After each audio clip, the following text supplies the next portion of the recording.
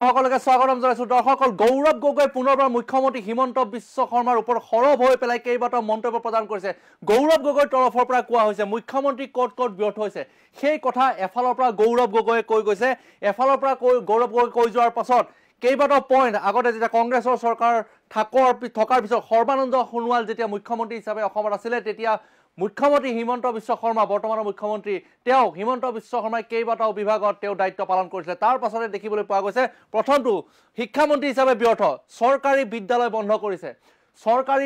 বন্ধ কৰিছে শিক্ষামন্ত্ৰী হিচাপে ব্যৰ্থ হৈছে শিক্ষামন্ত্ৰী হিচাপে ক'ত ব্যৰ্থ হৈছে ব্যক্তিগত পঞ্চতাৰকা স্কুল বনাইছে বুলি গৌৰৱ গগৈৰ তৰফৰ পৰা এই মুহূৰ্তত মন্তব্য প্ৰদান কৰিছে আৰু হৈছে স্বাস্থ্য মন্ত্ৰী হিচাপে আছিল মুখ্যমন্ত্ৰীগৰাকী বহু হাস্পতালত এতিয়াও ডাক্তৰ বিচাৰি নাপায় সন্ধিয়াৰ সময়ত আৰু সেয়া বিভিন্ন প্ৰান্তত দেখিবলৈ পোৱা যায় পিডব্লিউডি বিভাগৰ মন্ত্ৰী হিচাপে ব্যৰ্থ হৈছে গাঁৱৰ ৰাস্তা ঠিক নকৰে কিন্তু গুৱাহাটীত ফ্লাইঅভাৰ বনোৱাত ব্যস্ত হৈ আছে হিমন্ত বিশ্ব শৰ্মা আৰু কৈছে গাঁৱৰ ৰাস্তা ঠিক নকৰে গুৱাহাটীত ফ্লাইঅভাৰ বনোৱাত ব্যস্ত হৈছে মুখ্যমন্ত্ৰী হিমন্ত বিশ্ব শৰ্মা তেওঁ মন্ত্ৰী কেইবাটাও বিভাগৰ মন্ত্ৰী হিচাপে আছিলে আৰু 15 মিনিট বৰষুণ দিলে বানপানী হয় মানুহ ওলাব নোৱাৰে গুৱাহাটীত এনেকুৱা ধৰণৰ মন্তব্য প্ৰদান কৰিছে বিত্তমন্ত্ৰী হিচাপে যেতিয়া মুখ্যমন্ত্ৰী আছিলে তেতিয়া কৈছে যে ধাৰ মাৰিবলৈ অসমৰ ৰাইজে এতিয়া জিএছটি দিবলগীয়া হৈছে এয়া গৌৰৱ গগৈৰ তৰফৰ পৰা মন্তব্য প্ৰদান কৰা হৈছে প্ৰতিটো ক্ষেত্ৰত ব্যৰ্থতাৰ প্ৰমাণ হৈছে এতিয়া মুখ্যমন্ত্ৰী হিমন্ত বিশ্ব শৰ্মা আৰু কৈছে হিন্দু ধৰ্মৰ কথা কোৱা দলে কিয় বাৰে বাৰে অপপ্ৰচাৰ কৰি থাকে গতিকে সত্যবাদী হিন্দুৰ নামত তেওঁলোকে কি ৰাজনীতি কৰিছে এইবোৰ বুলি গৌৰৱ গগৈ প্ৰশ্ন কৰিছে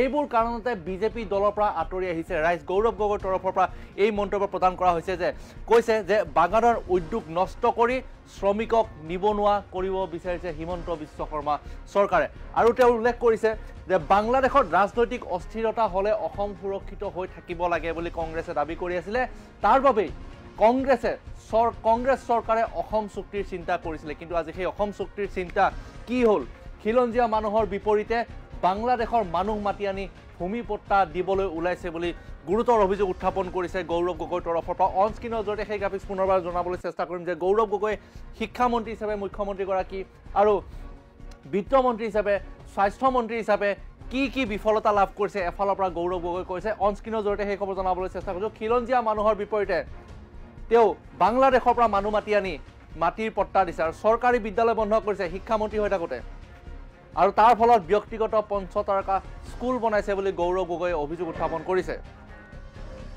আৰু তেওঁলোকে স্বাস্থ্যমন্ত্ৰী হিচাপে হিমন্ত বিশ্ব শৰ্মাই বহু হাস্পতালত যেতিয়া স্বাস্থ্যমন্ত্ৰী হিচাপে ব্যৰ্থ হৈ গ'ল তেতিয়া বহু হাস্পতালত এতিয়াও ডাক্তৰ বিচাৰি নাপায় এয়া গৌৰৱ গগৈৰ অভিযোগ পিডব্লিউডি বিভাগৰ মন্ত্ৰী হিচাপে থাকোঁতে তেওঁ এতিয়া কি হৈছে গাঁৱৰ ৰাস্তা ঠিক নকৰে গুৱাহাটীত ফ্লাইঅভাৰ বনোৱাত ব্যস্ত হৈ থাকে চৰকাৰক ক্ষুৰধাৰভাৱে সমালোচনা কৰিছে মুখ্যমন্ত্ৰী হিমন্ত বিশ্ব শৰ্মাৰ বিৰুদ্ধে কথা কৈছে গৌৰৱ গগৈয়ে গাঁৱৰ ৰাস্তা ঠিক নকৰে গুৱাহাটীত ফ্লাইঅভাৰ বনোৱাত ব্যস্ত যেতিয়া গুৱাহাটীৰ উন্নয়ন মন্ত্ৰী হিচাপে মুখ্যমন্ত্ৰী হিমন্ত বিশ্ব শৰ্মা তেতিয়াৰ পদত আছিলে আৰু 15 মিনিট গুৱাহাটীত 15 মিনিট বৰষুণ দিলে মানুহ ওলাব নোৱাৰা অৱস্থা হয় বানপানী গতিকে বিত্তমন্ত্ৰী হিচাপে থাকোঁতে এতিয়া ৰাইজে কি কৰিছে চৰকাৰৰ ধাৰ মাৰিবলৈ ৰাইজে জিএছটি দিব লগা হৈছে আৰু প্ৰতিটো ক্ষেত্ৰত বিফল হৈছে ব্যৰ্থতাৰ প্ৰমাণ হৈছে যাৰ বাবে সাধাৰণ ৰাইজে বিজেপি দল ত্যাগ কৰি এতিয়া কংগ্ৰেছৰ দললৈ আহিছে আৰু সাধাৰণ ৰাইজে বুজি উঠিছে যে বিজেপিৰ যিবোৰ নীতি বিজেপিৰ যিটো নীতি সেই নীতিৰ বিৰোধিতা হৈছে সাধাৰণ ৰাইজৰ বাবে আৰু বিজেপিয়ে লোৱা নীতিবোৰৰ উদ্যোগত এতিয়া সাধাৰণ ৰাইজে জুপুলা অৱস্থা হ'বলগীয়া হৈছে গৌৰৱ গগৈৰ মন্তব্য আপোনালোকক শুনাই লৈছোঁ যে এফালৰ পৰা গৌৰৱ গগৈ কৈছে যে কি ক্ষেত্ৰত বিফলতা লাভ কৰিছে হিমন্ত বিশ্ব শৰ্মাই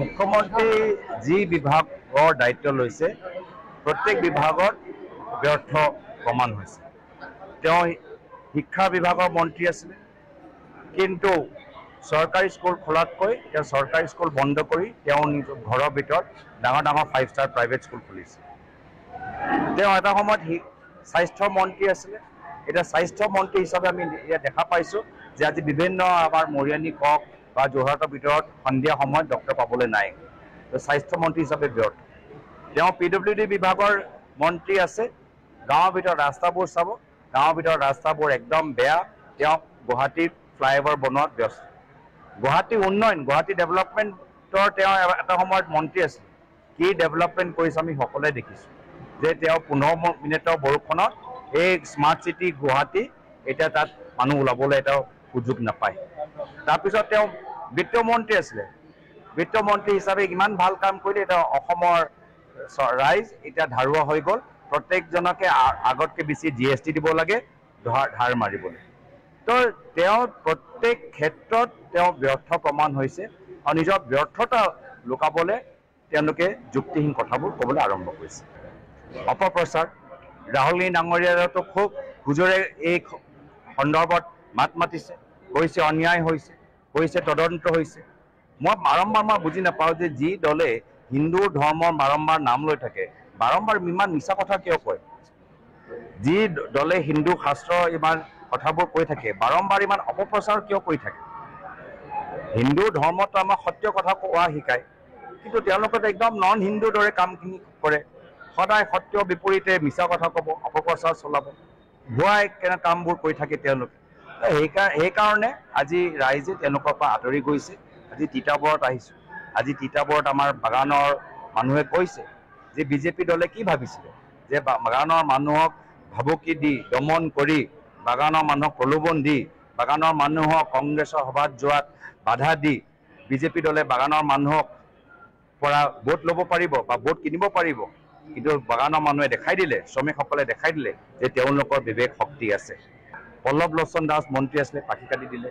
ৰামেশ্বৰ তেলী ডাঙৰীয়া কেন্দ্ৰীয় মন্ত্ৰী আছিলে, মুখ্যমন্ত্ৰী হিমন্ত বিশ্ব শৰ্মা ডাঙৰীয়া পাখি কাটি দিলে।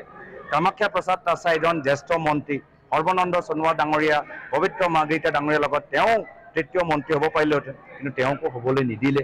তো এয়া হৈছে তেওঁলোকৰ ৰাজনৈতিক উদ্দেশ্য। তেওঁলোকে বিচাৰে যে বাগানৰ মানুহ নিমাত হৈ থাকক, বাগানৰ মানুহ দুৰ্বল হৈ থাকক, আৰু বিজেপি চৰকাৰে বাগানৰ ভিতৰত যি ভূমি কেলেংকাৰী কৰি আছে, এটাৰ পিছত এটা বাগানৰ মাটি তেওঁলোকে ৰিজৰ্ট বনাই বাগানৰ শ্ৰমিকসকলক তেওঁলোকে নিবনুৱা কৰিবলৈ বিচাৰিছে। ৰিজৰ্টৰ নামত নিজৰ পৰিয়ালৰ নামত সম্পত্তি গঢ়ি তুলিবলৈ বিচাৰিছে, ল'ৰাৰ নামত সম্পত্তি গঢ়ি তুলিবলৈ বিচাৰিছে, বাগানৰ উদ্যোগ নষ্ট কৰিবলৈ বিচাৰিছে, শ্ৰমিকসকল নিবনুৱা হৈ যাব। এই ক্ষেত্ৰত যে মাত মাতিব নোৱাৰে, সেইকাৰণে বাগানৰ প্ৰতিনিধিসকলক বাৰম্বাৰ ৰাজনৈতিকভাৱে দুৰ্বল কৰি আছে, নস্বাত কৰি আছে। চাওক, এই ক্ষেত্ৰতো আকৌ কৈছোঁ, বিজেপি চৰকাৰৰ ফালৰ পৰা ইমান জুমলা। মুখ্যমন্ত্ৰী মহোদয়ে কৈছিলে এজনো নকৰে। মুখ্যমন্ত্ৰী মহোদয়ে কৈছিলে যে যিজনে NRC কাৰণে এপ্লাই কৰা নাই, সেইজনে কেতিয়াও কাৰ কাৰণে দাবী জনাব নোৱাৰে, কিন্তু সেইটোৱে হৈছে। এতিয়া মুখ্যমন্ত্ৰী মহোদয়ে পদত্যাগ কৰিব। মুখ্যমন্ত্ৰী মহোদয়ে অসমৰ ৰাইজক ভুৱা কথা কোৱাৰ কাৰণে এতিয়া তেওঁলোকে ক্ষমা বিচাৰিব। আজি যে বৰ্তমানৰ পৰিৱেশ, ইয়াৰ বাবে আমাৰ অসমৰ সেই সময়ত কংগ্ৰেছ চৰকাৰ আৰু সেই সময়ত ছাত্ৰ নেতাসকলে অসম চুক্তিৰ বাবে চিন্তা কৰিছে যে পৰৱৰ্তী সময়ত যদি আমাৰ বাংলাদেশত কিবা এটা ৰাজনৈতিক অস্থিৰতাৰ সৃষ্টি হয়, অসম সুৰক্ষিত থাকিব লাগে। এটা সুৰক্ষা কৱচ দৰে অসম চুক্তি কাম কৰি আছে। কিন্তু মুখ্যমন্ত্ৰী হিমন্ত বিশ্ব শৰ্মা ডাঙৰীয়াই কি কৰিলে? আমাৰ সুৰক্ষা কৱচ ভাঙি দিলে। এতিয়া বাংলাদেশত ৰাজনৈতিক অস্থিৰ এটা পৰিৱেশ।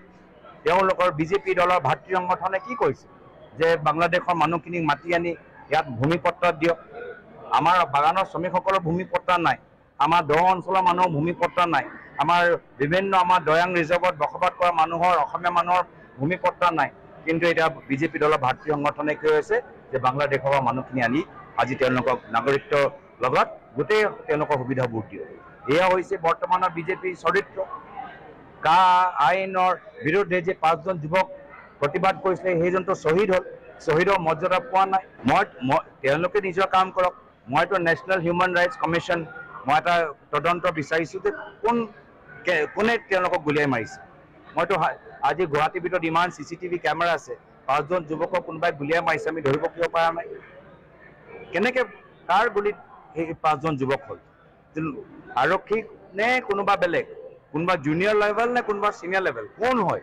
কথাটো ল'ব লাগে। মইতো সেইটোৱে বিচাৰিছোঁ যে নেশ্যনেল হিউমেন ৰাইটছ কমিশ্যনে এটা তদন্ত কৰক যে কেনেদৰে এই 5জন যুৱকক, যদি তেওঁলোকে কিবা আইন ভংগন কৰিছে, তেওঁলোকে কাৰাগাৰত দিব লাগিছিল, জেললৈ দিব লাগিছিল, এৰেষ্ট কৰিব লাগিছিল। 5জন যুৱক আজি তেওঁলোকে কেনেদৰে আজি তেওঁলোকৰ হত্যা হ'ল? মৃত্যু নহয়, হত্যা কৰা গৈছে তেওঁলোকক। এই ক্ষেত্ৰত বিজেপি চৰকাৰ যিহেতু তেওঁলোকৰ তলত গৃহ বিভাগ, আইন বিভাগ পৰে, তেওঁলোকে সেই মাতৃ পিতৃসকলৰ প্ৰতি এটা দায়বদ্ধতা প্ৰকাশ কৰিব লাগে।